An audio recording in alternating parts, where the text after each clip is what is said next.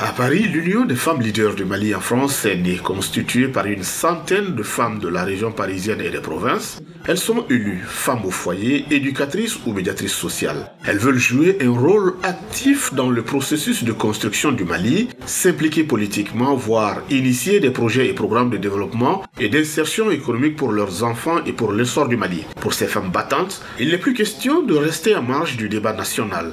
Elles sont désormais résolues à revendiquer la place qui devra être la leur dans les instances de décision, aussi bien au niveau de la diaspora que sur le plan national. L'objectif de ce mouvement, c'est les femmes impliquées au cœur du développement pour plus d'impact, plus de résultats. Une femme éduquée, on sait que c'est les enfants qui en bénéficient, c'est toute la famille. Une femme impliquée dans un projet, ça va jusqu'au bout. Alors nous, qu'est-ce qu'on veut avec nos partenaires? C'est vraiment travailler à la retenue d'eau. Alors, toutes les surfaces, telles que les marais, les rivières, tous les points d'eau, nous avons vu avec nos partenaires et l'appel que nous leur lançons, et aux partenaires, et au gouvernement, et aux maires, à toutes les collectivités, c'est l'aménagement pour la retenue d'eau, la gestion des eaux de pluie. Parce que face au réchauffement climatique, nous sommes obligés de penser autrement, d'agir autrement. Et par exemple, en mettant un forage dans une zone de culture, qu'il pleuve ou non, qu'est-ce qu'on va permettre?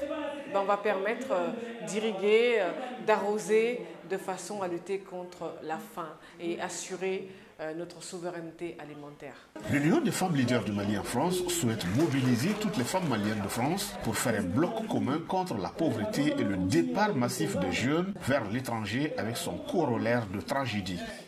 Le mouvement est soutenu par une jeune franco-malienne, députée suppléante de la première circonscription de Corbeil-Essonnes, Koulibaly Tressi Keïta, qui encourage vivement ses mamans et ses sœurs à oser le changement de leadership.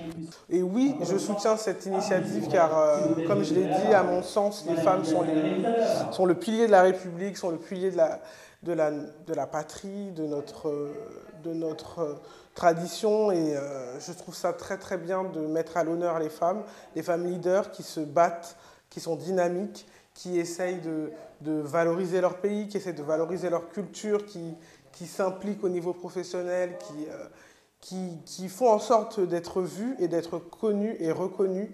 Et je trouve que c'est une très belle initiative, je suis heureuse de pouvoir en faire partie.